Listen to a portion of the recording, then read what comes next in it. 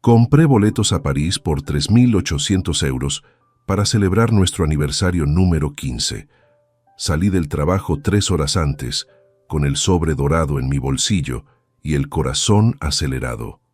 Lo que vi a través de la ventana de mi propia sala, ese viernes 12 de abril de 2024, destruyó 15 años de mi vida en exactamente 47 segundos. Antes de continuar, suscríbete al canal, activa la campanita porque todos los días tenemos nuevas historias. Deja tu like y cuéntanos en los comentarios desde qué ciudad nos estás viendo. Mi nombre es Javier Serrano Ortega. Tengo 52 años y trabajo como ingeniero industrial en una empresa de construcción pesada en Madrid. He pasado los últimos 28 años de mi vida construyendo cosas, puentes, edificios, carreteras, pero nada me preparó para ver cómo mi propio matrimonio se derrumbaba como estructura sin cimientos. Beatriz Morales Vázquez, mi esposa, 49 años, decoradora de interiores, madre de nuestros 2 hijos.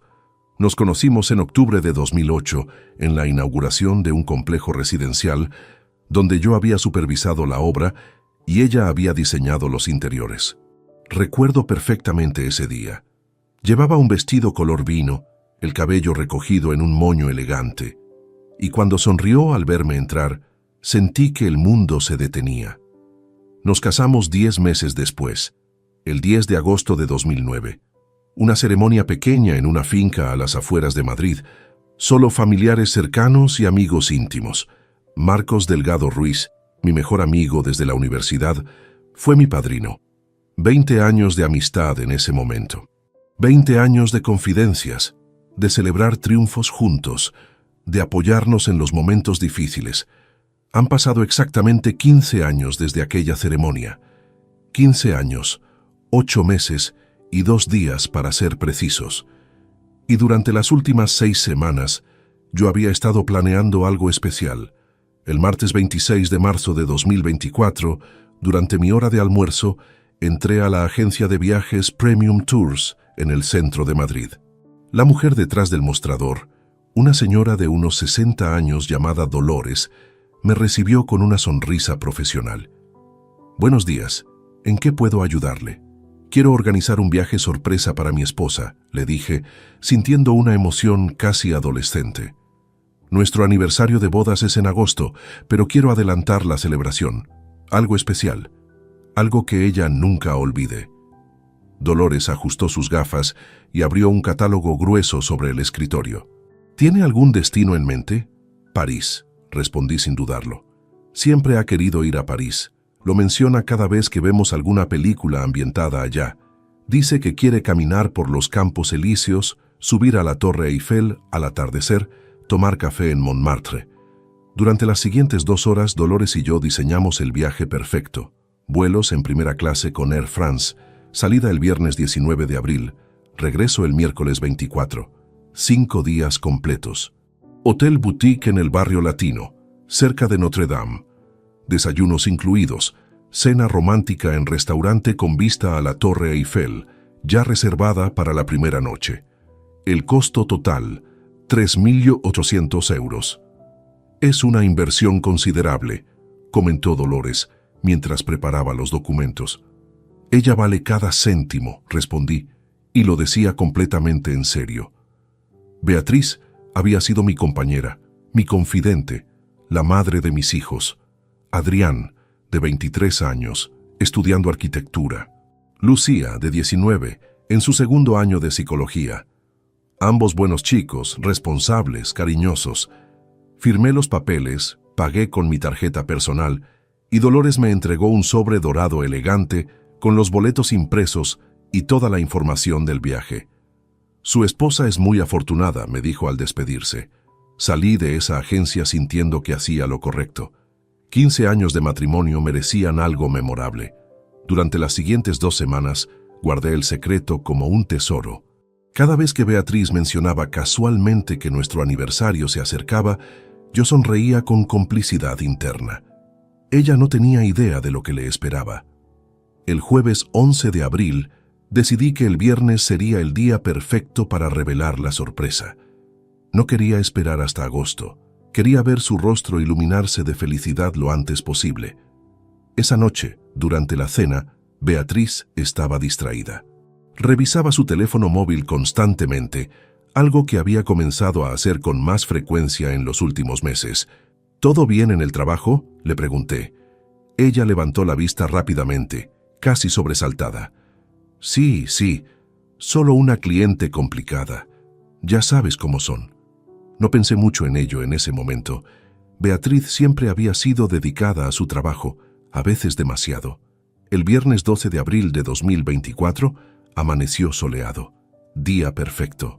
Llegué a mi oficina a las 7:30 de la mañana, con el sobre dorado escondido en el bolsillo interno de mi chaqueta. Lo toqué varias veces durante la mañana, asegurándome de que seguía allí. A las 14:45 llamé a mi jefe, Rodrigo Campos. Rodrigo, necesito irme temprano hoy. Un asunto familiar importante. Claro, Javier, no hay problema. Todo está bajo control aquí. Salí de la oficina a las 15:00 en punto. El tráfico de Madrid un viernes por la tarde era predecible, denso, pero no imposible.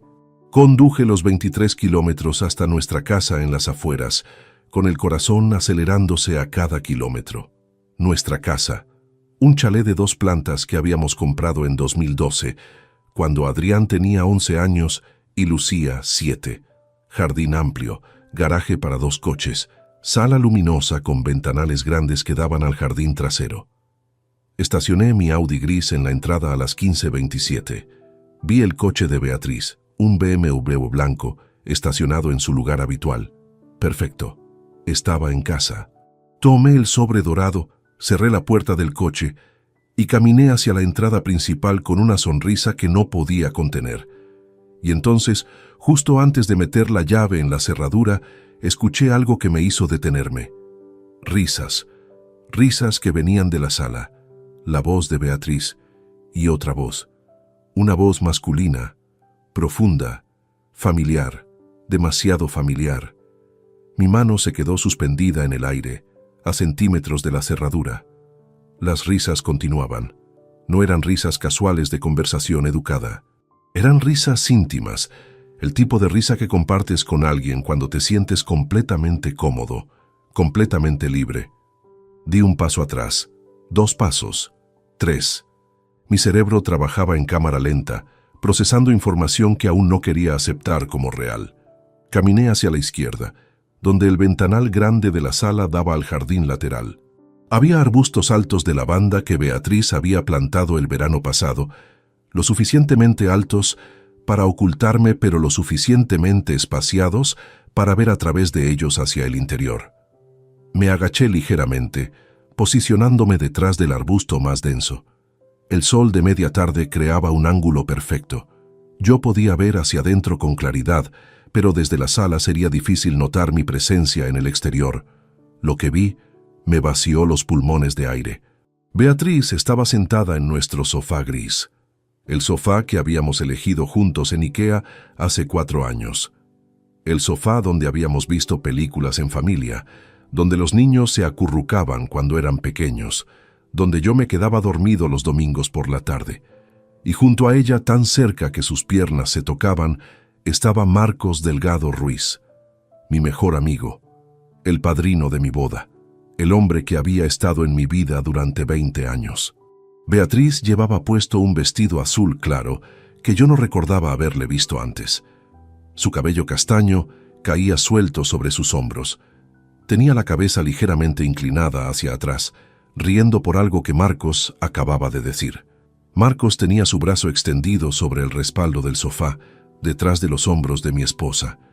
Vestía jeans oscuros y una camisa blanca con las mangas arremangadas. Su mano izquierda jugueteaba distraídamente con un mechón del cabello de Beatriz.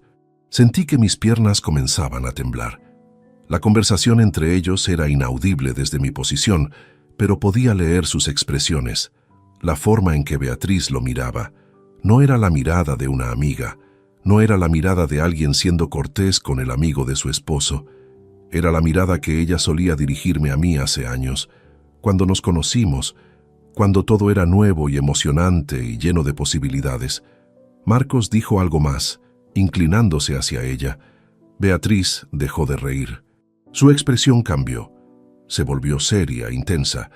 Marcos movió su mano del cabello de ella hacia su mejilla. Y entonces sucedió. Marcos cerró la distancia entre ellos y la besó. No fue un beso rápido. No fue un beso accidental o de despedida casual. Fue un beso profundo, apasionado, de dos personas que claramente lo habían hecho muchas veces antes. Beatriz no se apartó, no lo empujó, no mostró sorpresa ni resistencia. En cambio, llevó su mano derecha hacia la nuca de Marcos, acercándolo más hacia ella. Sus dedos se enredaron en el cabello oscuro de él. El beso se profundizó. Yo estaba congelado, completamente inmóvil. Mi cerebro gritaba órdenes contradictorias. Entra ahí, aléjate. Esto no está pasando. Esto no puede estar pasando. Despierta de esta pesadilla. Pero no era una pesadilla. Miré hacia abajo. El sobre dorado estaba en mi mano derecha. Mis dedos lo habían arrugado involuntariamente. Lo abrí con manos temblorosas. Los boletos de avión estaban ahí perfectamente impresos con nuestros nombres. Pasajero, Javier Serrano Ortega. Pasajera, Beatriz Morales Vázquez.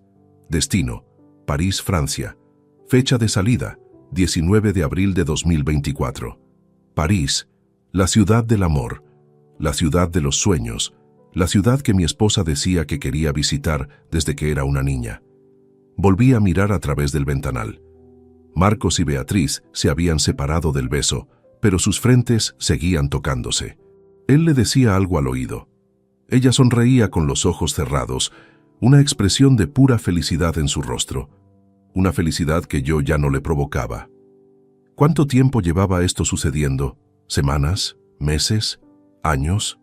Recordé de repente todas las veces que Marcos había pasado por casualidad en los últimos meses.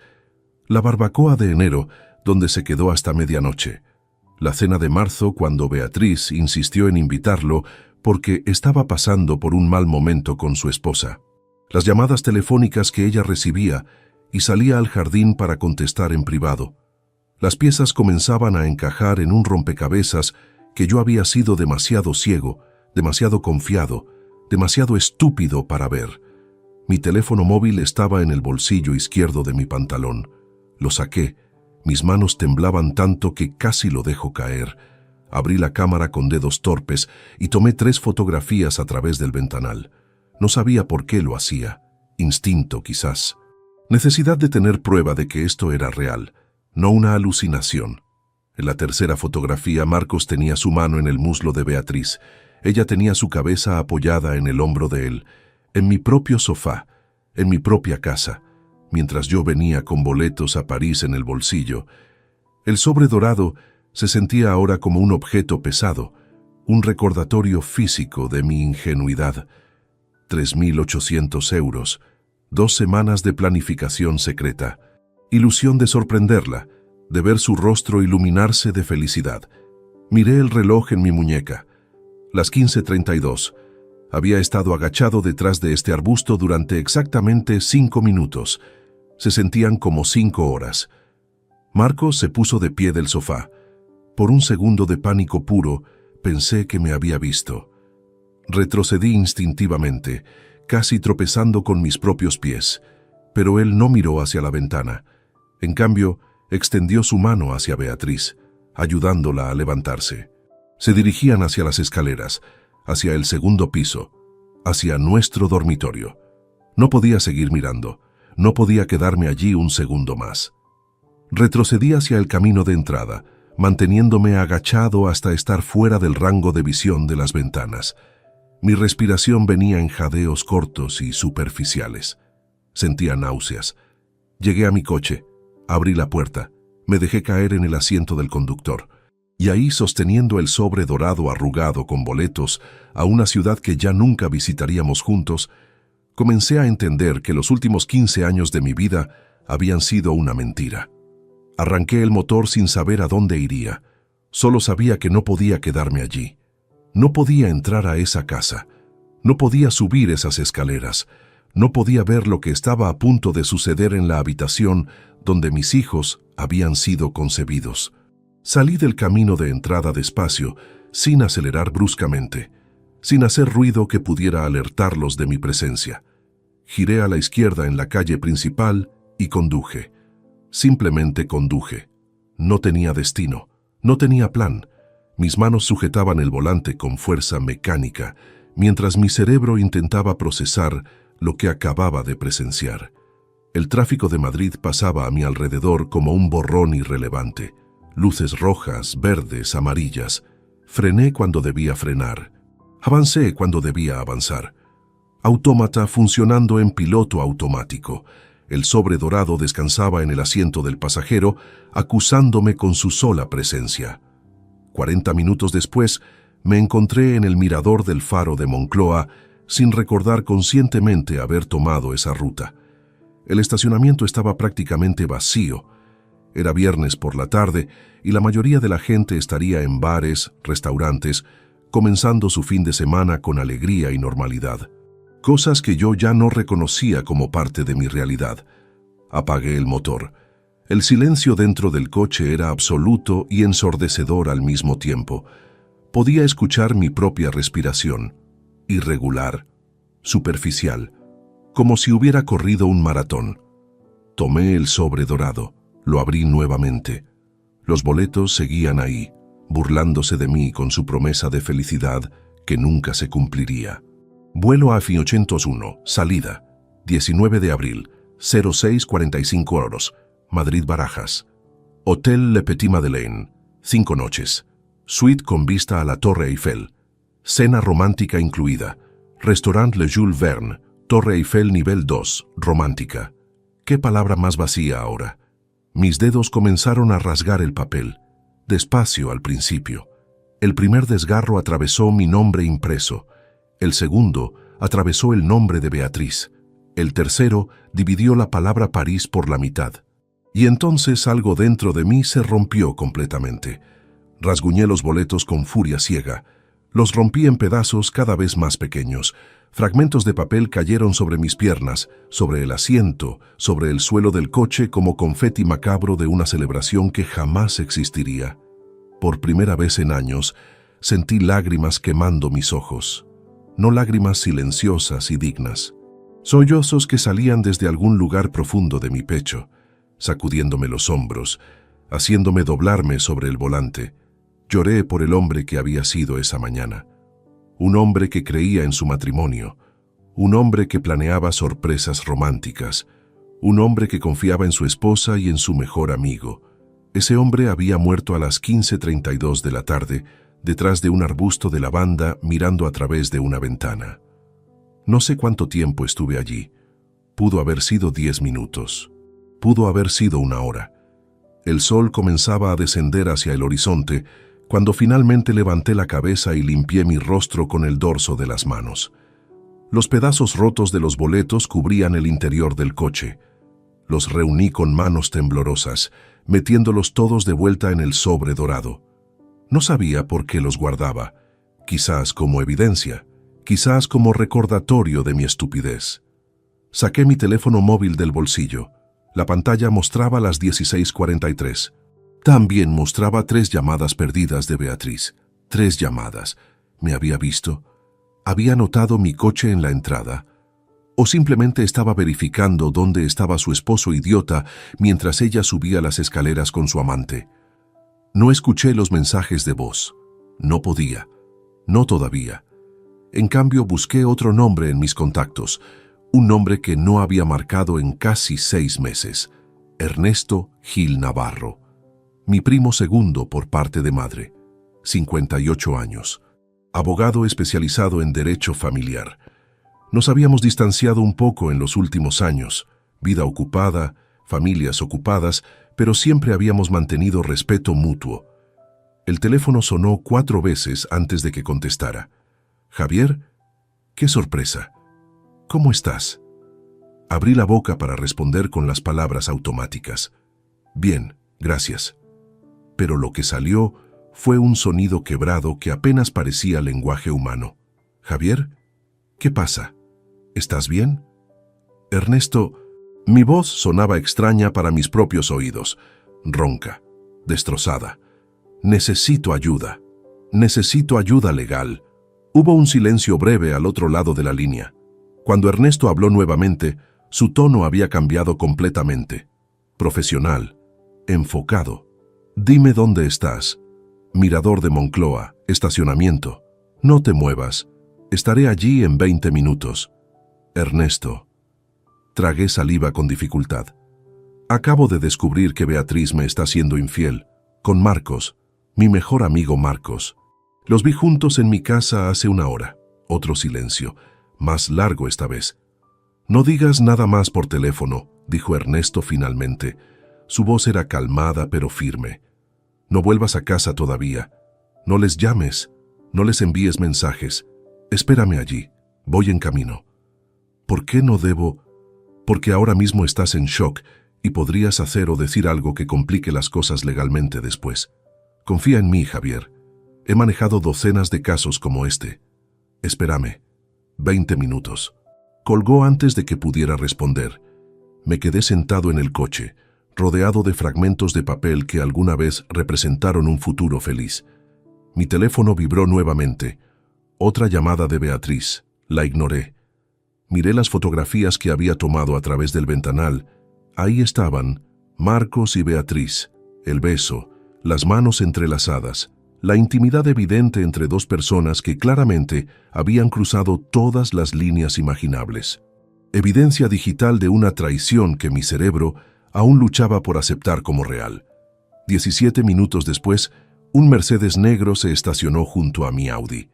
Ernesto salió del vehículo. Llevaba jeans y suéter casual. Evidentemente había salido de su casa un viernes por la tarde para venir a rescatar a su primo destrozado. Salí de mi coche con piernas que apenas me sostenían. Ernesto me estudió con ojos profesionales que probablemente habían visto esta expresión en docenas de rostros antes del mío. No dijo, lo siento. No dijo, todo estará bien. No ofreció palabras vacías de consuelo. En cambio dijo, cuéntamelo todo, desde el principio, cada detalle. Y mientras el sol se ponía sobre Madrid, convertí mi dolor en información, convertí mi devastación en hechos, convertí mi corazón roto en un caso legal. Porque si algo había aprendido en mis 52 años de vida construyendo estructuras de ingeniería, era esto. Cuando algo colapsa, no lo reconstruyes sobre los mismos cimientos defectuosos, lo demolishes completamente y comienzas de nuevo desde cero. Ernesto escuchó sin interrumpir durante 22 minutos completos mientras yo vaciaba toda la historia. Le mostré las fotografías en mi teléfono. Le enseñé los pedazos rotos de los boletos dentro del sobre dorado. Le conté cada detalle desde el momento en que estacioné mi coche hasta el instante en que lo llamé. Cuando terminé, él permaneció en silencio durante varios segundos, mirando hacia el horizonte donde Madrid se extendía bajo las primeras luces del anochecer. ¿Cuánto tiempo crees que lleva esto sucediendo?, preguntó finalmente. No lo sé. Hoy es la primera vez que los veo juntos así, pero seguramente hubo señales antes. Siempre las hay. Cerré los ojos. Y entonces, como si Ernesto hubiera abierto una compuerta en mi memoria, comenzaron a aparecer imágenes que había ignorado, racionalizado, descartado como insignificantes. Desde julio del año pasado, dije lentamente, reconstruyendo la línea temporal. Julio de 2023, hace 9 meses. Beatriz comenzó a hacer viajes de trabajo más frecuentes. Decía que tenía clientes en Valencia, en Barcelona, en Sevilla. Se iba jueves por la tarde, regresaba domingo por la noche. ¿Con qué frecuencia? Al principio, una vez al mes. Después, cada 2 semanas, en los últimos 3 meses, casi todos los fines de semana. Ernesto sacó una libreta pequeña de su bolsillo y comenzó a tomar notas. ¿Verificaste alguna vez esos viajes? La pregunta me golpeó como puñetazo. No. ¿Por qué habría de hacerlo? Confiaba en ella. Entiendo. ¿Qué más notaste? Abrí los archivos de mi memoria, forzándome a ver lo que había elegido no ver durante meses. Su teléfono móvil. Siempre lo llevaba consigo, incluso al baño. Si sonaba mientras estábamos cenando, salía al jardín para contestar. Decía que eran clientes, que necesitaba privacidad para hablar de proyectos confidenciales. Cambió la contraseña. Sí, en septiembre. Dijo que había leído un artículo sobre seguridad digital y que todos deberíamos usar contraseñas más complejas. Me animó a cambiar la mía también. Ernesto anotaba cada detalle con precisión metódica. Continúa. Marcos. El nombre salió de mi boca como veneno. Comenzó a aparecer en casa con más regularidad. Antes lo veíamos tal vez una vez cada 2 meses. A partir de agosto, estaba allí casi todas las semanas. Beatriz insistía en invitarlo. Decía que estaba pasando por problemas matrimoniales con su esposa Patricia, que necesitaba apoyo de amigos. ¿Y tú le creíste? Completamente. Marcos era mi mejor amigo desde la universidad. 20 años, Ernesto. 20 años de amistad. Fue mi padrino de bodas. ¿Cómo iba a sospechar? Las traiciones más profundas siempre vienen de quienes más confiamos, dijo Ernesto sin emoción. No era crueldad, era experiencia profesional. ¿Algo más? Apreté los dientes, obligándome a seguir excavando en recuerdos contaminados. Su coche, el BMW blanco. En febrero noté que olía diferente. No era su perfume habitual. Era algo más fuerte, más masculino. Le pregunté y dijo que había llevado a un cliente en el coche, un hombre que usaba demasiada colonia. ¿Revisaste el coche? No. De nuevo, ¿por qué habría de hacerlo? Ernesto dejó de escribir y me miró directamente.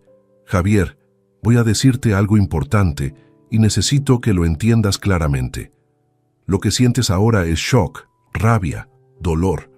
Eso es completamente normal y válido, pero para protegerte legalmente, necesitas separar tus emociones de tus acciones durante las próximas semanas.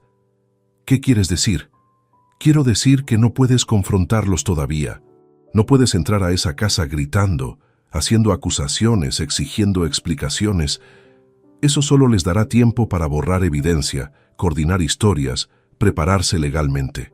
Entonces, ¿qué se supone que debo hacer? Primero, necesitas un lugar donde quedarte esta noche. No puedes volver a casa, no en este estado mental. Puedo ir a un hotel. Bien. Segundo, a partir de mañana vas a documentar absolutamente todo. Voy a darte el contacto de un investigador privado de confianza. Se llama Tomás Vega. Ha trabajado conmigo en docenas de casos. Es discreto, profesional y muy efectivo. Sentí náuseas nuevamente. Un investigador privado. Eso es realmente necesario. Si quieres saber la verdad completa, sí. ¿Cuánto tiempo lleva esto? ¿Dónde se encuentran? ¿Con qué frecuencia? ¿Hay intercambio de dinero? ¿Planean algo juntos? Necesitas respuestas a todas estas preguntas antes de dar cualquier paso legal. Esto suena como una pesadilla. Lo es, pero es una pesadilla que debes manejar inteligentemente. Tercero, necesitas revisar todas tus finanzas, cuentas bancarias, inversiones, propiedades. Asegúrate de saber exactamente qué tienes y dónde está. Asentí mecánicamente, absorbiendo información como si fuera un estudiante recibiendo instrucciones para un examen especialmente difícil. Cuarto, continuó Ernesto, cuando regreses a casa, vas a actuar como si nada hubiera pasado. Dirás que la sorpresa de aniversario se canceló por problemas de trabajo. Mantendrás la rutina normal. Serás amable, cortés, pero nada más. ¿Quieres que actúe como si no hubiera visto lo que vi? Exactamente. Sé que suena imposible, pero es fundamental. Si ella sospecha que sabes, cambiará su comportamiento. Necesitamos que se sienta segura, confiada, para que siga cometiendo errores que podamos documentar. Mi teléfono vibró nuevamente. Miré la pantalla. Beatriz. Quinta llamada perdida. También tenía 4 mensajes de texto sin leer. ¿Debería contestarle?, pregunté. Todavía no. Déjala preocuparse un poco más. En 1 hora le envías un mensaje diciendo que surgió una emergencia en el trabajo, que tu teléfono se quedó sin batería, que te quedarás en un hotel cerca de la oficina y volverás mañana. Simple. sin drama. ¿Y después? Después empezamos a construir tu caso. Pero Javier, escúchame bien. Ernesto puso su mano en mi hombro. Esto va a ser difícil. Vas a tener que ver a esa mujer todos los días sabiendo lo que hace. Vas a tener que sonreír cuando Marcos llame o visite. Vas a tener que tragarte la rabia y el dolor durante semanas, tal vez meses. No sé si pueda hacer eso. Puedes. Y lo harás.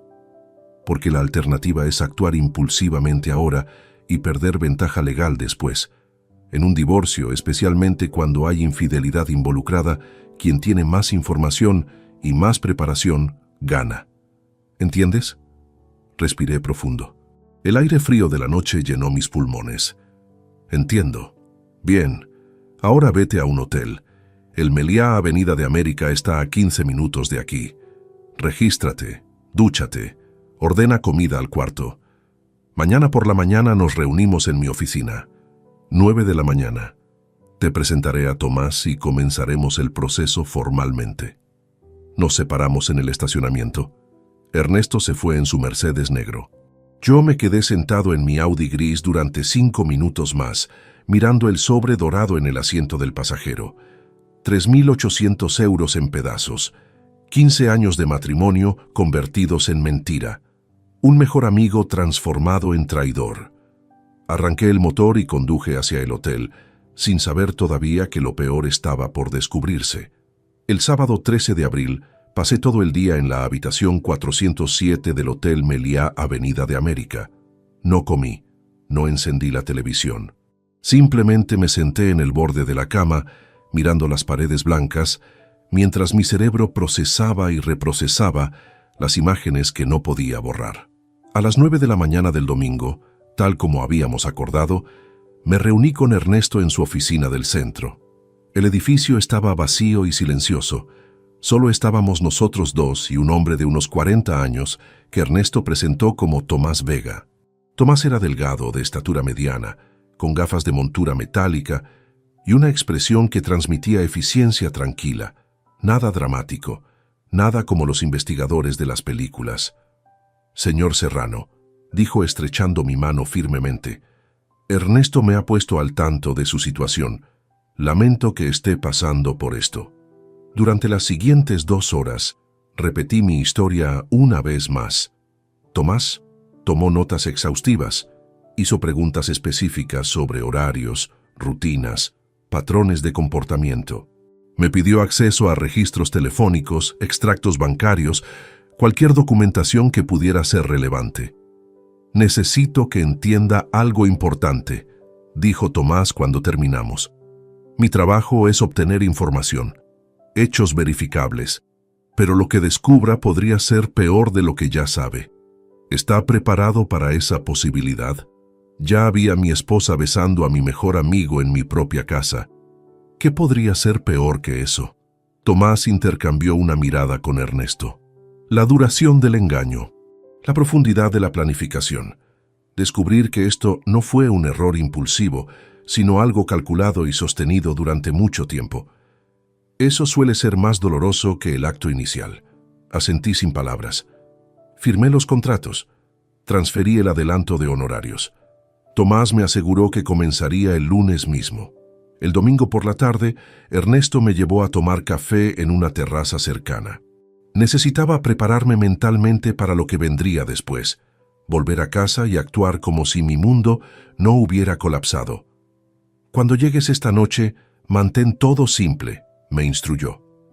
«Dile que hubo un problema urgente con un proyecto de construcción, un proveedor que no cumplió materiales defectuosos, algo creíble basado en tu trabajo real.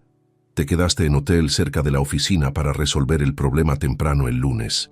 ¿Y si pregunta por qué no contesté sus llamadas? Tu teléfono se quedó sin batería y dejaste el cargador en casa. Estabas tan concentrado en el problema laboral que no pensaste en comprarte uno nuevo hasta muy tarde, cuando las tiendas ya estaban cerradas». Practiqué las líneas mentalmente como actor, preparándose para la actuación más importante de su vida. A las 19:30 del domingo, estacioné mi Audi frente a nuestra casa. Las luces estaban encendidas en la sala y la cocina. El BMW blanco de Beatriz ocupaba su lugar habitual. Todo parecía dolorosamente normal. Respiré hondo 3 veces antes de salir del coche. Beatriz abrió la puerta antes de que yo pudiera meter la llave en la cerradura. Llevaba jeans y una blusa gris. Su cabello estaba recogido en coleta. Lucía preocupada, pero había algo más en su expresión, algo que no logré identificar inmediatamente. «Javier, gracias a Dios. ¿Dónde estuviste? Te llamé 10 veces». «Lo siento». Las palabras salieron mecánicamente. Hubo un problema enorme en la obra de Alcorcón. El proveedor de acero entregó material defectuoso. Tuve que quedarme para coordinar reemplazo urgente con Rodrigo. ¿Y tu teléfono? Batería muerta. Dejé el cargador aquí y cuando me di cuenta ya era muy tarde para comprar uno nuevo. Beatriz me estudió durante 2 segundos que se sintieron eternos. Luego asintió. Debiste haber llamado desde el teléfono del hotel. Tienes razón, no pensé con claridad. Fue un fin de semana caótico. Entré a la casa, a mi casa que ya no se sentía como hogar. Beatriz cerró la puerta detrás de mí. ¿Cenaste?, preguntó. Pedí algo al cuarto. No te preocupes. Caminé hacia la sala. El sofá gris donde los había visto besándose 48 horas antes estaba ahí, inocente, como si no hubiera sido testigo de traición. Me obligué a no mirarlo fijamente. Los niños preguntaron por ti, dijo Beatriz desde la cocina. Les dije lo mismo que me dijiste a mí sobre el problema de trabajo. Bien, les llamaré mañana. Me senté en el sillón individual, no en el sofá. Beatriz trajo 2 tazas de té. Se sentó exactamente donde había estado sentada con Marcos el viernes. Si sentía alguna culpa o incomodidad, no lo demostró. Olvidé preguntarte, dijo mientras soplaba su té caliente. ¿Cómo te fue con lo que tenías planeado para el viernes? Dijiste que saldrías temprano del trabajo. Mi corazón dio un salto. Mantuve mi rostro cuidadosamente neutral. Eso. Sí, también se canceló por el problema de la obra. Ya lo resolveré en otra ocasión. ¿Era algo importante? Solo quería llegar temprano para cenar juntos, nada especial. Ella sonrió, una sonrisa suave, casi aliviada. ¡Qué dulce! Podemos hacerlo este viernes entonces. Claro. Observé su lenguaje corporal, relajada, confiada. No había rastro de nerviosismo o preocupación de que yo hubiera descubierto algo, lo cual solo podía significar una cosa. O no sabía que yo había estado en casa el viernes, o estaba completamente segura de que nunca sospecharía. Probablemente ambas cosas. ¿Marcos pasó por aquí este fin de semana? La pregunta salió antes de que pudiera detenerla. Demasiado directa, demasiado específica. Pero Beatriz no titubeó ni un segundo. Sí, el viernes por la tarde. Tomamos café. Está teniendo problemas terribles con Patricia. Creo que van a separarse definitivamente. ¡Qué lástima! Las palabras sabían a ceniza en mi boca. Son amigos desde hace tanto tiempo como nosotros. Lo sé. Es muy triste cuando las parejas se separan después de tantos años juntos. La ironía era tan densa que casi podía tocarla. Terminamos el té en silencio relativamente cómodo. Bueno, cómodo para ella. Yo estaba representando el papel de esposo cansado después de fin de semana estresante de trabajo. Me voy a dormir, anuncié finalmente. Estoy agotado. Yo también subo en un momento. Solo quiero terminar de revisar unos correos de clientes. Subí las escaleras hacia nuestro dormitorio.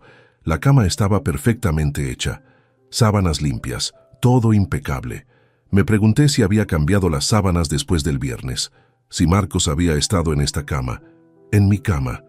Me duché durante 20 minutos, dejando que el agua caliente golpeara mi espalda mientras mi mente planeaba los próximos pasos. Cuando salí, Beatriz ya estaba acostada, leyendo algo en su iPad. Me acosté a su lado manteniendo distancia respetable. Ella no intentó acercarse. Yo no inicié contacto. «Buenas noches», dijo apagando su lámpara de mesa. «Buenas noches». La habitación quedó en oscuridad. Escuché su respiración volverse profunda y regular después de 15 minutos. Dormía tranquilamente, sin culpa, sin remordimiento. Yo permanecí despierto hasta las 4 de la madrugada, mirando el techo, sabiendo que a partir de ese momento mi vida se dividiría en 2 etapas. El hombre que fui antes del viernes 12 de abril y el investigador en el que me había convertido después. Ya no era solo Javier Serrano, ingeniero industrial y esposo confiado. Ahora era un hombre en misión, un hombre recopilando evidencias, un hombre preparando silenciosamente el desmantelamiento completo de la mentira en la que había vivido durante meses sin saberlo. Y ellos no tenían idea de que la trampa ya había comenzado a cerrarse. Las siguientes 3 semanas fueron las más difíciles de mi vida, no por el trabajo físico o mental, sino por la actuación constante. Cada mañana me despertaba junto a una mujer que me había traicionado y le daba los buenos días como si nada hubiera cambiado. Cada noche cenábamos juntos, hablando de trivialidades, mientras yo memorizaba cada mentira que salía de su boca. Tomás Vega comenzó su trabajo el lunes 15 de abril. Me reunía con él cada miércoles por la tarde en su oficina discreta de la calle Velázquez, siempre usando como excusa reuniones ficticias con proveedores. La primera tarea fue instalar vigilancia en mi propia casa. Suena enfermo cuando lo digo en voz alta, pero era necesario. Tomás me proporcionó 3 cámaras diminutas del tamaño de un botón. Una la instalé dentro del reloj de pared de la sala, con vista directa al sofá. La segunda la coloqué en un libro falso de la estantería del comedor. La tercera fue en nuestro dormitorio, escondida dentro de un detector de humo funcional. Instalé las cámaras un martes por la mañana, después de que Beatriz saliera supuestamente hacia una reunión con cliente en Getafe. Me tomó 40 minutos. Mis manos temblaban mientras ajustaba cada dispositivo, no por miedo técnico, sino por la certeza de lo que estaba a punto de confirmar. Las cámaras transmitían directamente a una aplicación encriptada en mi teléfono. Podía verlas en tiempo real desde cualquier lugar. El miércoles 17 de abril a las 16:20, mientras yo estaba en mi oficina, revisando planos estructurales, recibí una notificación de movimiento en la sala. Abrí la aplicación con el corazón golpeando contra mis costillas. Beatriz acababa de entrar a casa. No estaba sola. Marcos la seguía 5 pasos atrás. Llevaba una botella de vino tinto en la mano. Ella reía por algo que él había dicho. Se quitaron los zapatos. Marcos dejó la botella sobre la mesa de centro y se sentó en el sofá. En mi sofá, observé durante 43 minutos. No hubo sexo. No hubo desnudez. Pero hubo algo peor. Intimidad. La forma en que ella se acurrucaba contra su pecho. La manera en que él jugaba distraídamente con su cabello. Las risas compartidas. Los besos ocasionales. Lentos, suaves, llenos de comodidad que solo viene con el tiempo. No era aventura impulsiva, era relación establecida. Grabé todo, cada segundo, cada ángulo. Tomás también estaba trabajando en paralelo. El jueves me entregó el primer informe preliminar, 3 páginas de información que me hicieron comprender cuán ciego había estado. Marcos Delgado visitó su domicilio en 18 ocasiones durante los últimos 2 meses, decía el informe. Permanencia promedio, 2 horas y 40 minutos, siempre en días laborables, siempre entre las 15:00 y las 19:00 horas, 18 veces. Mientras yo trabajaba construyendo proyectos, ellos construían su traición en mi propia casa. Pero eso no era todo. Su esposa, Beatriz Morales, registró estancias en Hotel Meliá Castilla en 8 ocasiones entre enero y marzo de 2024. Habitación 612. Check-in promedio. Viernes 20:00 horas. Check-out. Domingo 11:00 horas. Los viajes de trabajo a Valencia, a Barcelona, a Sevilla. Mentiras. Todos mentiras. Nunca salió de Madrid. Solo salió de nuestra vida matrimonial durante fines de semana enteros para estar con Marcos en un hotel a 23 kilómetros de nuestra casa. Tomás también recuperó mensajes eliminados del teléfono de Beatriz usando software forense. Una noche, mientras ella dormía profundamente después de haber tomado su pastilla habitual para dormir, tomé su teléfono del buró. Me encerré en el baño. Conecté el dispositivo al programa que Tomás me había proporcionado en una memoria USB. Tardó 14 minutos en extraer todo. 14 minutos eternos en los que cada sonido de la casa me hacía saltar. Cuando regresé el teléfono a su lugar, Beatriz ni siquiera se había movido. Al día siguiente, Tomás me envió el archivo completo. Había 347 mensajes intercambiados entre Beatriz y Marcos durante los últimos 13 meses. 13 meses. Más de un año. Comenzó en marzo de 2023. Leí los mensajes en mi oficina con la puerta cerrada. Cada palabra era puñal. No voy a repetir el contenido explícito aquí, pero había suficiente evidencia para confirmar que esto no era simple atracción física. Planeaban encuentros, compartían fantasías, hablaban de futuro juntos. Un mensaje de Beatriz, fechado 8 de febrero de 2024. Odio tener que volver a casa después de nuestros fines de semana. Contigo me siento viva. Respuesta de Marcos. Pronto no tendrás que volver, te lo prometo. ¿Qué significaba eso? ¿Planeaban algo más permanente? El viernes 26 de abril, durante nuestra cena semanal familiar, Beatriz mencionó casualmente que Marcos vendría a casa el domingo para una barbacoa informal. Pobrecito, Patricia finalmente le pidió divorcio oficial, dijo mientras servía ensalada. Pensé que sería lindo animarlo un poco. Podemos hacer hamburguesas en el jardín. Miré a Lucía y Adrián. Mis hijos comían despreocupados, ajenos a la farsa desarrollándose frente a ellos.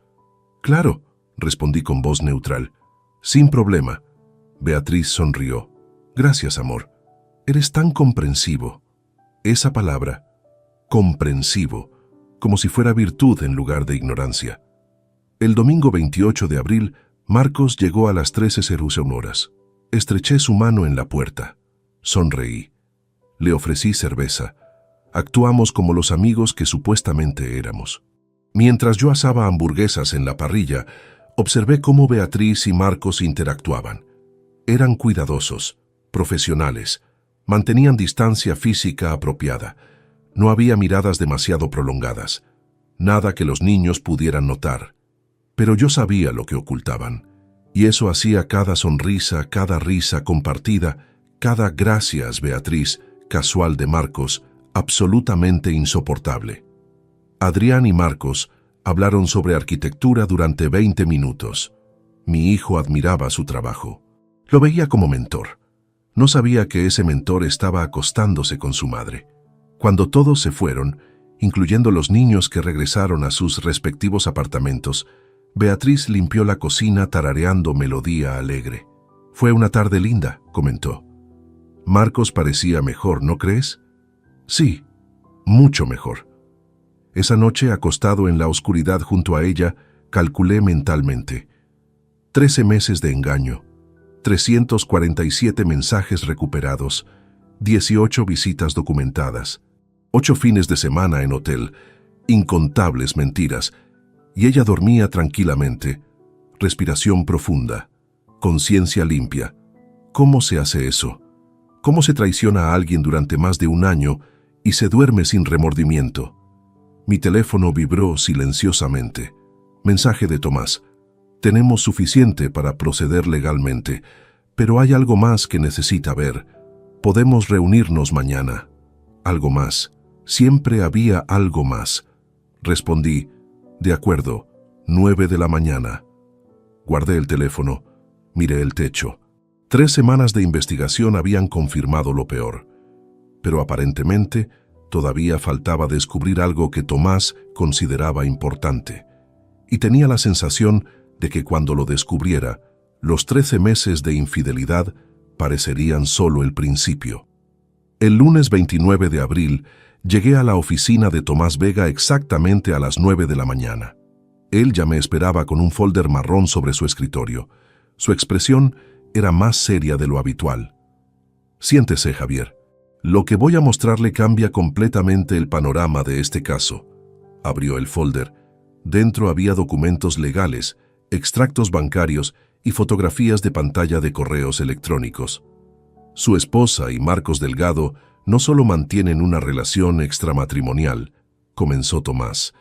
Están planeando abrir un negocio juntos, una empresa de diseño arquitectónico integral. Marcos haría la arquitectura, Beatriz, el diseño de interiores. Sentí que el aire abandonaba mis pulmones. ¿Qué? Encontré registros de reuniones con asesores fiscales, borradores de estatutos sociales, incluso tienen logotipo diseñado. Tomás deslizó varios papeles hacia mí. La empresa se llamaría Delgado & Morales Diseño Integral. Miré los documentos. Ahí estaba, negro sobre blanco. Planes detallados fechados desde enero de 2024. 4 meses de preparación secreta. Pero hay algo más preocupante, continuó Tomás. Según los borradores financieros que intercepté de los correos de Marcos, planean inversión inicial de 95.000 euros, y según mis cálculos, 50.000 de esos euros provendrían de su cuenta conjunta con Beatriz. Mi sangre se congeló. Están planeando robarme. Legalmente no es robo porque es cuenta conjunta, pero según los correos, la estrategia era que Beatriz le convenciera a usted de invertir en su negocio de decoración, sin mencionar que Marcos sería socio. Una vez transferido el dinero, abrirían la empresa juntos. Hijos de... No pude terminar la frase. Tomás sacó más papeles. Ya tienen local comercial identificado. Calle Serrano, zona premium, renta mensual de 3.200 euros. Incluso hicieron planos de distribución del espacio. Pasé las siguientes 2 horas revisando cada documento. Contratos preliminares con proveedores, listas de clientes potenciales, proyecciones financieras a 5 años. Esto no era fantasía romántica. Era plan de negocios real, estructurado, detallado. ¿Cuándo planeaban pedirme el dinero?, pregunté finalmente. Según un correo de Beatriz a Marcos fechado 18 de abril, querían esperar hasta después de su aniversario en agosto. Cito textualmente: después del aniversario estará más receptivo. Siempre se pone sentimental en esas fechas. La manipulación era tan calculada que resultaba impresionante en su frialdad. Necesito copias de todo esto, dije. Ya las tengo preparadas. También recomiendo que hable con Ernesto sobre proteger sus activos inmediatamente. Si ella sospecha algo, podría intentar mover dinero antes de que usted actúe. Salí de esa oficina con el folder bajo el brazo sintiéndome enfermo. No solo me había traicionado emocionalmente, estaba planeando robarme financieramente también, y yo era tan predecible que contaban con mi sentimentalismo de aniversario para manipularme. Durante los siguientes 3 días, investigué por mi cuenta. Revisé nuestros extractos bancarios de los últimos 2 años, buscando movimientos sospechosos. Encontré 7 transferencias a la cuenta personal de Beatriz que yo había autorizado sin preguntar. Gastos de negocio, inversión en catálogos, renovación de página web profesional. Sumaban 32.000 euros.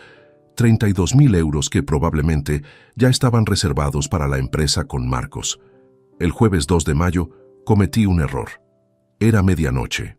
Beatriz se había tomado su pastilla para dormir a las 23:30 y estaba profundamente inconsciente. Bajé sigilosamente al estudio del primer piso, donde ella guardaba su laptop personal. Necesitaba acceder a sus archivos. Tomás me había dado una memoria USB con software de clonación que copiaría todo el disco duro sin dejar rastros. El proceso tomaría aproximadamente 20 minutos. Conecté la memoria. La barra de progreso apareció. 3%, 8%, 14%.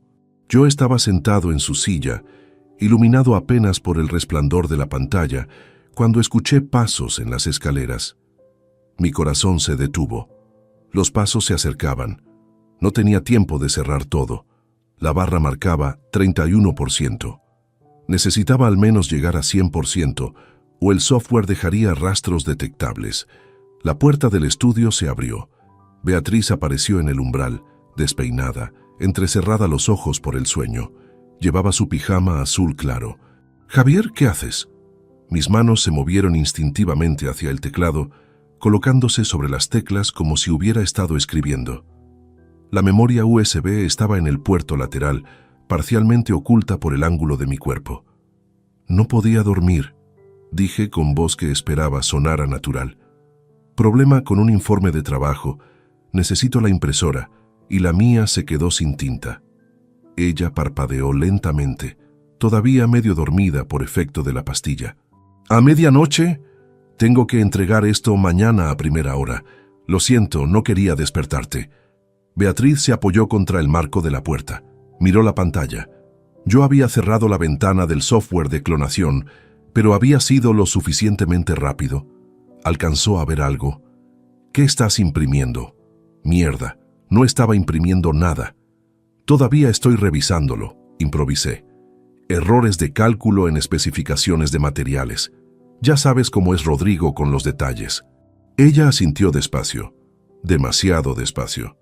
«Ajá». Silencio incómodo. 5 segundos. 10. 15. «Bueno, no tardes mucho», dijo finalmente. «Mañana tienes que madrugar». «Ya casi termino». Beatriz cerró la puerta. Escuché sus pasos alejándose por el pasillo. La puerta de nuestro dormitorio cerrándose. Esperé 30 segundos completos antes de respirar. Miré la pantalla. La barra de progreso había continuado durante toda la conversación. 67%, 71%, 76%. Tardé 12 minutos más en completarse. 12 minutos eternos en los que cada crujido de la casa me hacía saltar. Cuando finalmente llegó a 100%, desconecté la memoria con manos temblorosas y la guardé en el bolsillo de mi pantalón. Cerré todo cuidadosamente. Apagué la laptop exactamente como la había encontrado. Subí las escaleras intentando que mis pasos sonaran casuales. Beatriz estaba acostada de lado, dándome la espalda. Su respiración era profunda y regular. ¿Dormida? ¿O fingiendo? Me acosté manteniendo máxima distancia posible. Cerré los ojos, pero no dormí. Durante las siguientes 48 horas, Beatriz actuó diferente, más observadora. Varias veces la sorprendí mirándome con expresión que no pude descifrar. Sus preguntas sobre mi trabajo se volvieron más específicas, más frecuentes. «¿Cómo va ese informe que estabas revisando el jueves?», preguntó durante el desayuno del sábado. «Ya lo entregué, todo bien». «Qué bueno». Pero había algo en su tono. Sospecha. Duda. El domingo Beatriz cambió todas sus contraseñas. Lo descubrí cuando intenté verificar algo en su laptop y la contraseña habitual no funcionó. Ella sabía que sabía, o al menos sospechaba algo. Me reuní urgentemente con Ernesto el lunes. «Creo que está empezando a sospechar». «Entonces necesitamos acelerar el proceso», respondió. «Ya tenemos suficiente evidencia. Podemos proceder con la petición de divorcio en 2 semanas. ¿Y el dinero? Voy a preparar documentos para proteger tus activos hoy mismo. Transferencias legales a cuenta protegida. Ella no podrá tocarlo sin orden judicial». Salí de esa reunión sabiendo que el tiempo de actuación silenciosa estaba llegando a su fin. Pronto, muy pronto, tendría que enfrentar a Beatriz con toda la evidencia acumulada.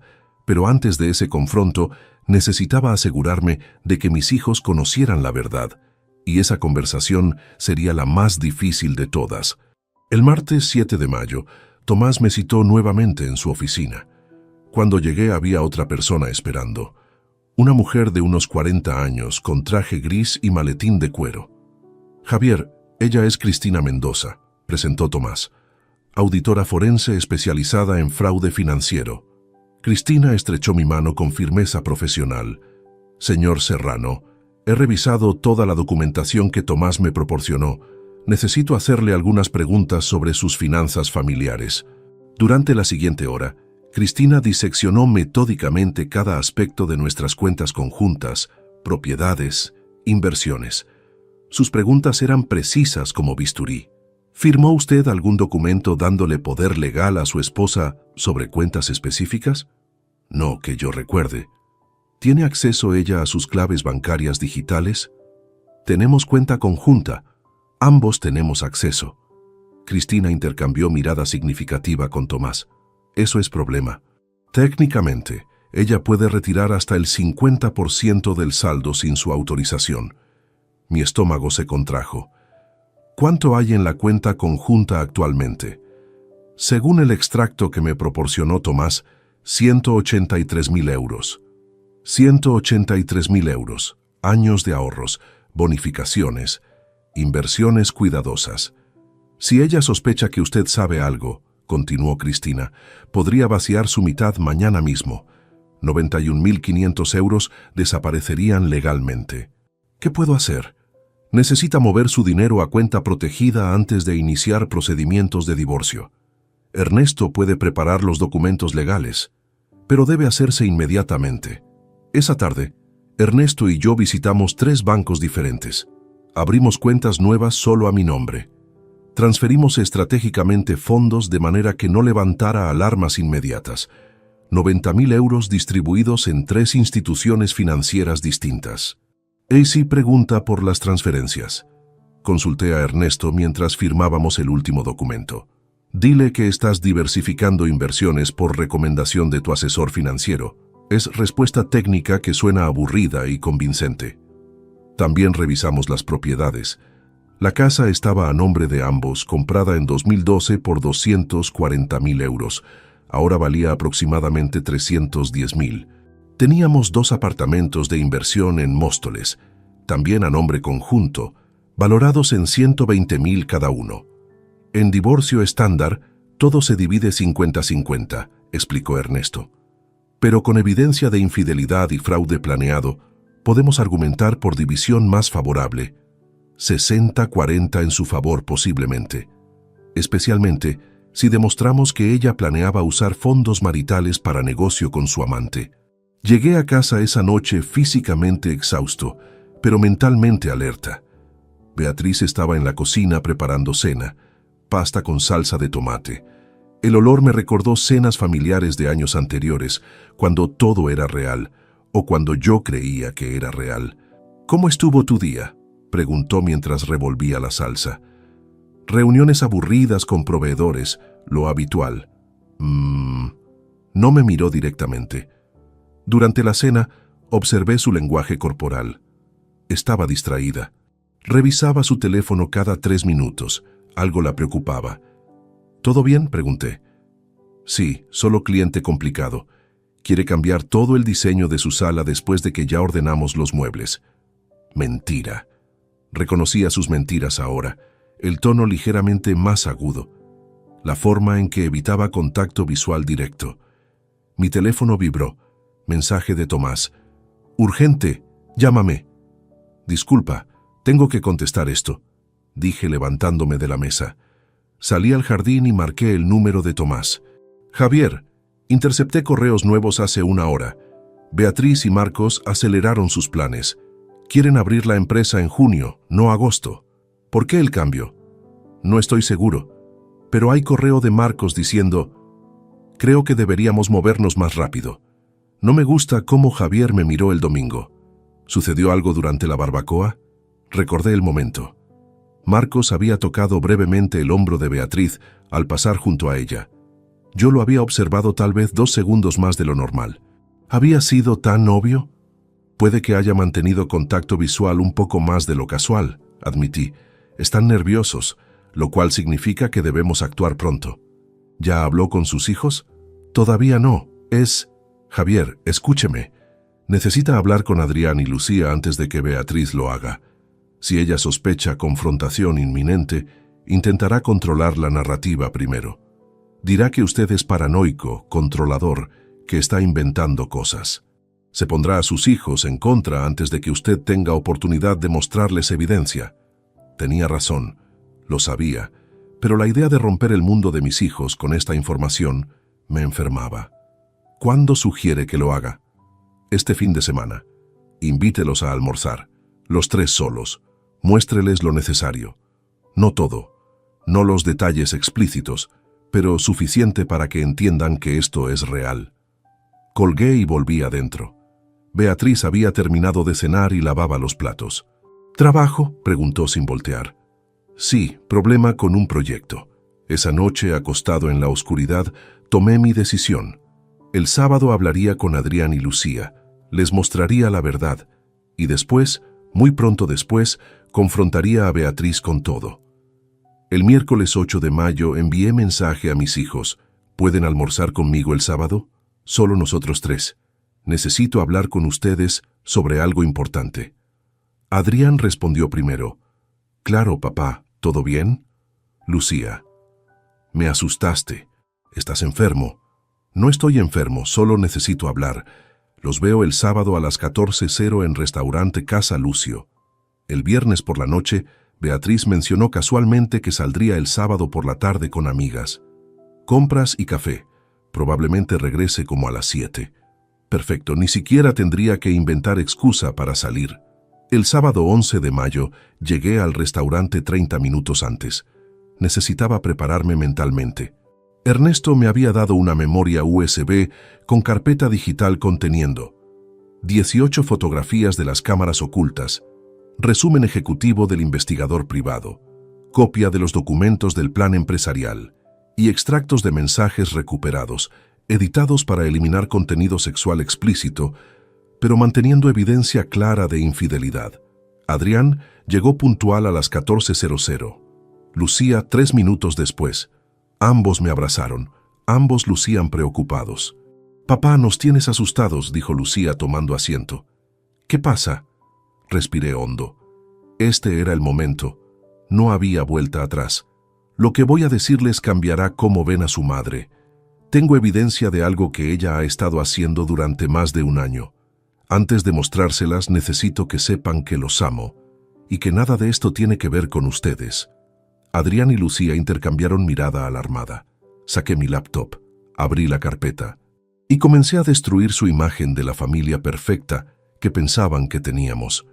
Les mostré primero las fotografías menos comprometedoras, Beatriz y Marcos en nuestro sofá, sentados demasiado cerca, su mano en el cabello de ella, la postura corporal que no dejaba duda sobre intimidad entre ellos. Lucía se llevó la mano a la boca. No, papá. Esto tiene que ser error. Tal vez solo... «Hay más», dije con voz que me esforcé en mantener estable. «Mucho más». Les mostré las fechas de los registros hoteleros. 8 fines de semana. Los supuestos viajes de trabajo a Valencia, Barcelona, Sevilla. Todos inventados, todos pasados en Hotel Meliá Castilla con Marcos. Adrián empujó su silla hacia atrás bruscamente. Su rostro había perdido todo color. «Hijo de puta, ese hijo de puta. Adrián». Intenté calmarlo. «No, papá, Marcos». Yo lo admiraba. Le pedí consejos sobre mi carrera. Pensaba que era... Y todo este tiempo estaba... No pudo terminar la frase. Lucía tenía lágrimas corriendo por sus mejillas. «¿Cuánto tiempo, papá? ¿Cuánto tiempo llevan?» 13 meses que puedo confirmar. Posiblemente más. Les mostré entonces el plan empresarial, los documentos de Delgado y Morales Diseño Integral, las proyecciones financieras, la intención de usar 95.000 euros, 50.000 de nuestra cuenta conjunta. «Iban a robarte», susurró Adrián. Su voz temblaba de furia apenas contenida. «No solo te traicionó, planeaba robarte. Planeaban pedirme inversión después de nuestro aniversario en agosto. Sabían que estaría sentimental y más receptivo». Lucía cerró los ojos con fuerza. «No puedo creer que mamá sea capaz de esto. La mujer que nos crió, la que nos enseñó sobre honestidad, sobre valores, sobre... La gente no siempre es quien creemos que es», dije. Durante los siguientes 40 minutos respondí todas sus preguntas. Les conté sobre el viernes 12 de abril, cuando llegué a casa con los boletos a París. Les mostré el sobre dorado con los fragmentos de papel que aún guardaba. Les expliqué sobre Tomás, sobre las semanas de investigación, sobre las cámaras que tuve que instalar en mi propia casa. «¿Mamá sabe que tú sabes?», preguntó Adrián finalmente. «Sospecha algo. Por eso aceleré la conversación con ustedes. Necesitaba que escucharan la verdad de mí, no de ella». «¿Qué vas a hacer?», preguntó Lucía limpiándose las lágrimas con servilleta de tela. «Voy a divorciarme. Ya tengo abogado. Ya protegí los activos. En 2 semanas, tal vez menos, voy a confrontarla con toda la evidencia y entregarle los papeles de divorcio». Adrián asintió lentamente. «Nosotros estamos contigo, papá, completamente contigo». «Gracias, hijo, pero necesito que entiendan algo importante. Ella sigue siendo su madre. No espero que corten relación con ella. Solo necesito que conozcan la verdad». «Papá», dijo Lucía con voz firme a pesar de las lágrimas, Ella te traicionó, te mintió durante más de un año, planeaba robarte, y lo hizo con Marcos, alguien que tú considerabas familia. No sé si podré perdonarle eso. No sé si quiero hablarle después de esto. Yo tampoco, agregó Adrián. Puede que sea nuestra madre biológicamente, pero lo que hizo es imperdonable. Pagué la cuenta. Salimos del restaurante juntos. En el estacionamiento, ambos me abrazaron durante largo tiempo. Te queremos, papá, dijo Lucía. Y lamentamos mucho que estés pasando por esto. Vamos a estar aquí para lo que necesites, prometió Adrián. Cualquier cosa. Los vi alejarse en sus respectivos coches. Luego me senté en el mío durante 20 minutos, simplemente respirando. La parte más difícil estaba hecha. Mis hijos conocían la verdad. El lunes 13 de mayo, Ernesto me citó en su oficina con noticias urgentes. Conseguimos algo grande, dijo apenas entré. Sobre su escritorio había nuevos documentos. Cristina, la auditora, encontró transferencias que no habíamos visto antes. Su esposa movió 23.000 euros de la cuenta conjunta a su cuenta personal en los últimos 4 meses. Pequeñas cantidades, 2.000 aquí, 3.000 allá, diseñadas para no llamar atención. ¿Para qué? Probablemente reserva para la empresa con Marcos. Pero legalmente, es apropiación indebida de fondos maritales para beneficio personal, sin consentimiento del cónyuge. Esto fortalece enormemente nuestro caso. Ernesto deslizó hacia mí un documento grueso. Petición de divorcio. 127 páginas. Incluye toda la evidencia recopilada, análisis forense financiero, testimonios de Tomás y Cristina y solicitud de división patrimonial 60-40 en tu favor más compensación por daños económicos. ¿Cuándo lo presentamos? Podemos hacerlo esta semana, pero te recomiendo una última cosa antes. Confrontación directa con Beatriz. Preséntale la evidencia. Dale oportunidad de firmar acuerdo amigable. Si se niega, procedemos por vía contenciosa. Será más largo y más costoso, pero ganaremos. ¿Y si acepta el acuerdo? Divorcio podría finalizarse en 3 a 4 meses en lugar de año y medio. Menos trauma, menos exposición pública, menos dinero gastado en honorarios legales. Pensé en mis hijos, en el dolor que ya estaban experimentando. Alargar esto durante año y medio solo prolongaría su sufrimiento. Quiero hacer la confrontación, decidí. Pero no quiero hacerlo solo. Quiero que estés tú presente. Y quiero que Adrián y Lucía estén también. ¿Estás seguro de exponer a tus hijos a eso? Ellos ya pidieron estar presentes. Dijeron que mamá necesita ver que ellos saben la verdad, que no podrá manipularlos. Ernesto asintió lentamente. De acuerdo. ¿Cuándo? Este domingo, 2 de junio, en casa, a las 11 de la mañana. Pasé los siguientes días preparándome mentalmente. No dormí bien. Comía por obligación. Actuaba mecánicamente en el trabajo.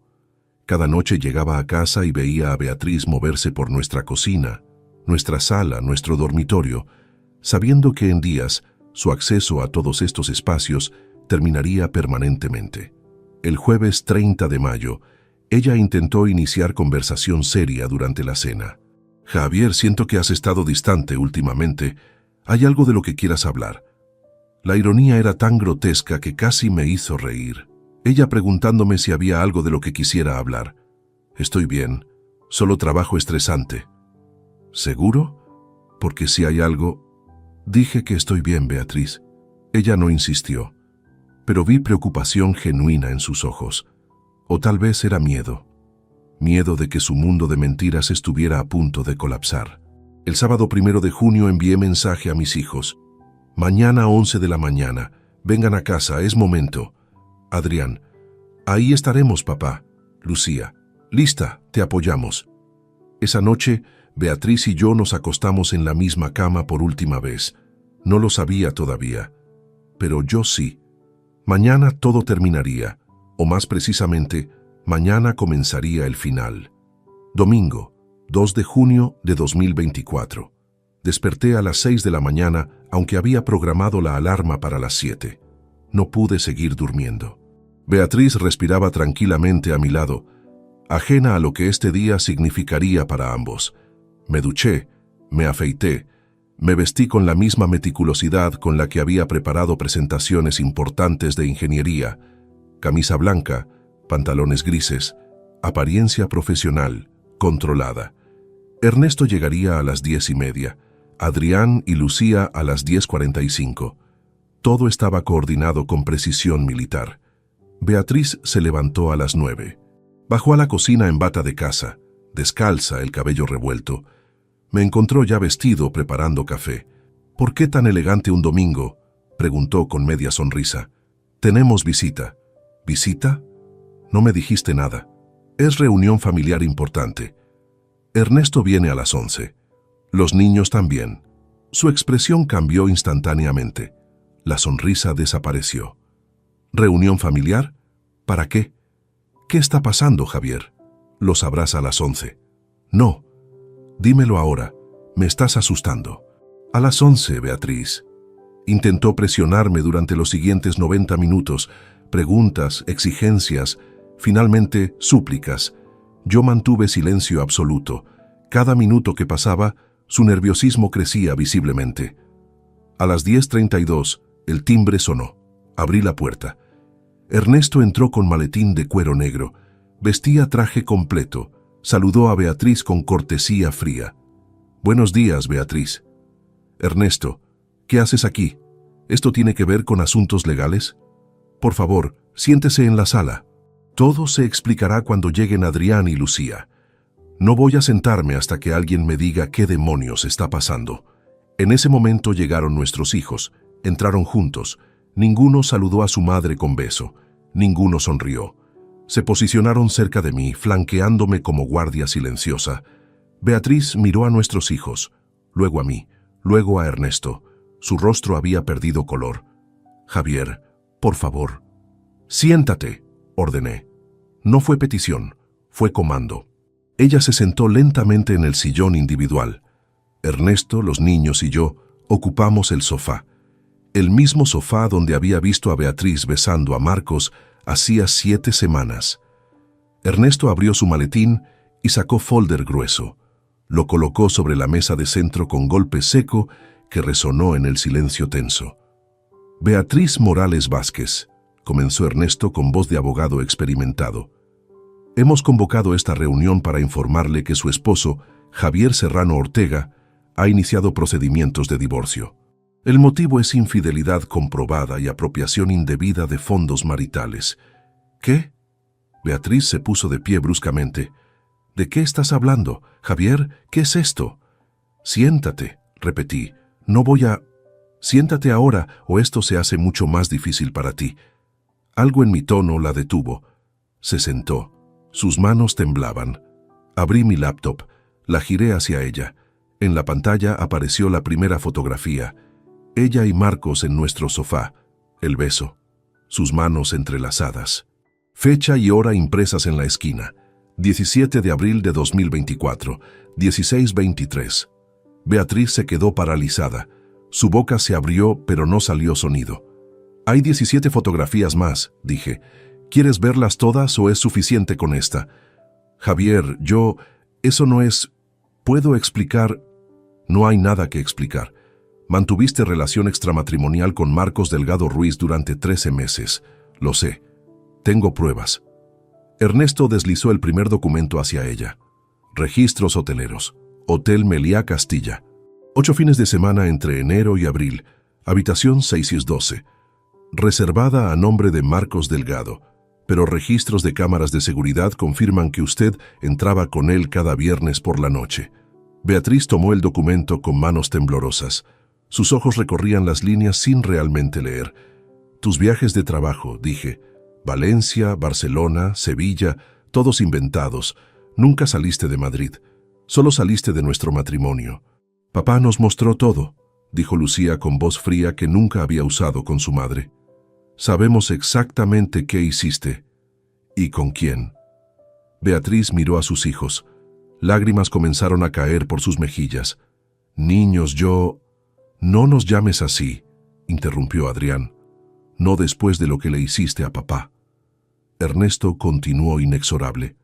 «Pero la infidelidad no es todo. También descubrimos plan para abrir empresa de diseño, con el señor Delgado utilizando 95.000 euros, 50.000 de los cuales provendrían de fondos maritales sin conocimiento ni consentimiento de mi cliente. Colocó más documentos, contratos preliminares, estatutos sociales, proyecciones financieras, el logotipo de Delgado Inmorales Diseño Integral. Adicionalmente, continuó Ernesto, identificamos 23.000 euros transferidos de cuenta conjunta a cuenta personal de la señora Morales en los últimos 4 meses. Pequeñas cantidades diseñadas para evitar detección. Eso era para gastos de negocio legítimos. No, la corté. Era para tu empresa secreta con tu amante, la empresa que planeaban financiar con mi dinero después de manipularme en nuestro aniversario porque sabían que estaría sentimental. Le mostré el correo electrónico. Sus propias palabras. Después del aniversario estará más receptivo. Siempre se pone sentimental en esas fechas. Beatriz leyó sus propias palabras y algo dentro de ella se rompió. Los sollozos llegaron entonces, profundos, desgarradores. Javier, lo siento tanto. Fue error terrible. Puedo explicarlo. Podemos ir a terapia. Podemos... No hay terapia para esto. No hay explicación que justifique 13 meses de mentiras calculadas. Ernesto deslizó el último documento. 127 páginas. Petición de divorcio. Incluye toda evidencia recopilada. División patrimonial propuesta. 60% para mi cliente, 40% para usted. Usted mantiene su cuenta personal, su vehículo y acceso limitado a propiedades de inversión. Mi cliente mantiene casa familiar y custodia primaria emocional de los hijos adultos. También deberá pagar multa de 18.000 euros por apropiación indebida de fondos maritales, agregó Ernesto, y renunciar a cualquier reclamación futura sobre pensiones o beneficios laborales del señor Serrano. Beatriz miraba los documentos sin verlos realmente. ¿Y si me niego? Entonces procedemos por vía contenciosa, respondió Ernesto. Todo esto se hace público. Presentamos evidencia en tribunal abierto. Sus clientes sabrán, sus amistades sabrán, la familia sabrán. El proceso durará 18 meses y usted pagará honorarios legales que probablemente excedan 40.000 euros y perderá de todas formas. Tienes 24 horas para firmar y salir de esta casa, dije. O Ernesto presenta la petición mañana en tribunal y esto se vuelve guerra legal que no puedes ganar. Beatriz me miró entonces. Realmente me miró. Y en sus ojos vi el momento exacto en que comprendió que había perdido. Todo. Completamente. ¿Hay algo que pueda decir? No. Javier, por favor, 15 años. Fueron mentira. Al menos los últimos 13 meses lo fueron. Ella miró a nuestros hijos. ¿Adrián? ¿Lucía? Ambos permanecieron en silencio. Su silencio era respuesta suficiente. Ernesto cerró su maletín. Tiene hasta mañana a las 11 de la mañana. Firme los documentos o prepárese para litigio prolongado. Nos levantamos todos simultáneamente. Caminamos hacia la puerta. Beatriz permaneció sentada entre los documentos de su vida destruida. En el umbral me detuve. Me volví hacia ella una última vez. Los boletos a París, dije. 3.800 euros. 5 días en la ciudad que siempre quisiste visitar. Iba a sorprenderte el viernes 12 de abril. Llegué a casa temprano con el sobre dorado en la mano. Y te vi besando a Marcos a través de la ventana. Su rostro se descompuso completamente. No. Sí, París era para nosotros. Ahora solo tendrás papeles de divorcio. Salimos. Cerré la puerta detrás de mí. Y con ese cierre terminaron 15 años, 8 meses y 22 días de matrimonio. Beatriz firmó los documentos a las 9 de la mañana del lunes 3 de junio. Ernesto me llamó para confirmarlo. Su voz sonaba satisfecha pero profesional. Firmó todo, sin cambios, sin negociaciones. Aceptó las condiciones completas. ¿Cuándo se hace oficial? Presentamos los papeles hoy. Con acuerdo firmado por ambas partes, el juez puede aprobar divorcio en 3 a 4 meses. Probablemente octubre. 4 meses más de espera legal para lo que emocionalmente ya había terminado hacía semanas. Beatriz salió de la casa ese mismo lunes por la tarde. Tomó solo su ropa, sus documentos personales y algunos objetos sentimentales. No peleó por muebles. No exigió nada más allá de lo estipulado en el acuerdo. Adrián y Lucía estuvieron presentes durante su mudanza, no para ayudarla, para asegurarse de que solo tomara lo que legalmente le correspondía. Cuando el último camión de mudanza se alejó por la calle, me quedé parado en la entrada de mi casa, mirando el espacio vacío donde solía estar su BMW blanco. «¿Estás bien, papá?», preguntó Lucía poniendo su mano en mi hombro. «Sí, solo procesando que realmente terminó». «Terminó hace mucho tiempo», dijo Adrián, «solo que ahora es oficial». Los siguientes meses fueron extraños. La casa se sentía demasiado grande, demasiado silenciosa. Cada habitación contenía recuerdos que ya no podía confiar como reales. ¿Esa cena romántica de 2019 fue genuina o ya estaba pensando en Marcos? ¿Esas vacaciones familiares en 2022 fueron felices o solo teatro bien actuado? Nunca sabría las respuestas, y eventualmente dejé de preguntarme. Tomás me informó en julio que Marcos y Patricia también se divorciaron. Patricia había descubierto la infidelidad cuando Ernesto, estratégicamente, le envió copia anónima de parte de la evidencia. Marcos perdió su casa, la mitad de sus ahorros y varios clientes importantes que no querían asociarse con hombre que había traicionado a su mejor amigo. Delgado a Morales Diseño Integral nunca abrió. Sin los 95.000 euros que planeaban usar, sin la reputación intacta que necesitaban para atraer clientes, el proyecto murió antes de nacer. Beatriz consiguió empleo en firma de decoración mediana. Salario básico. Nada comparable a los ingresos que generaba con sus clientes privados. Alquiló apartamento pequeño en zona periférica de Madrid. No sentí satisfacción particular por su situación, solo vacío donde alguna vez hubo amor. El 14 de octubre de 2024, el juez firmó la sentencia final de divorcio. Ernesto me entregó copia certificada en sobre oficial.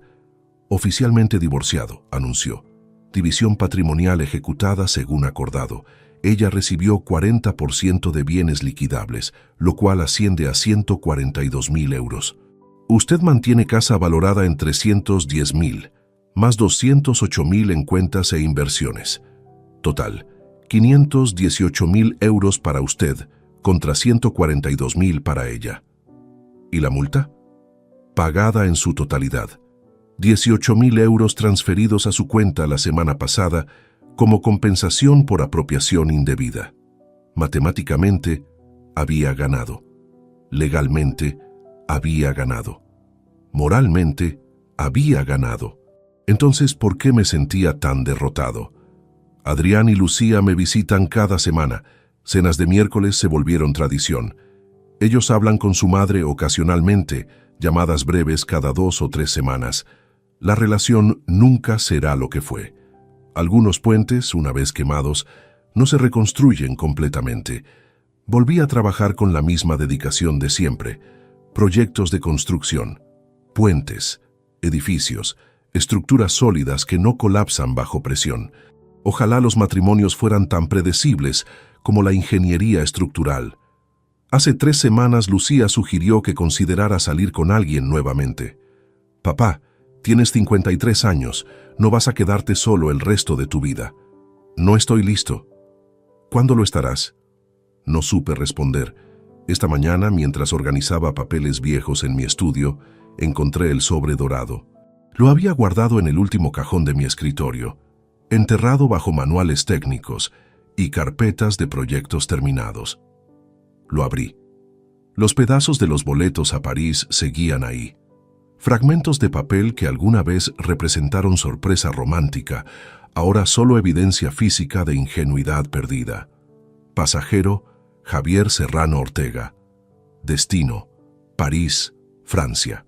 Algunas palabras aún eran legibles entre los desgarros. Me senté en mi escritorio sosteniendo esos fragmentos durante largo tiempo. No sentí rabia. No sentí tristeza aguda. Solo melancolía profunda por el hombre que había sido el 12 de abril de 2024. El hombre que salió de su oficina 3 horas temprano con sobredorado en el bolsillo y esperanza en el corazón.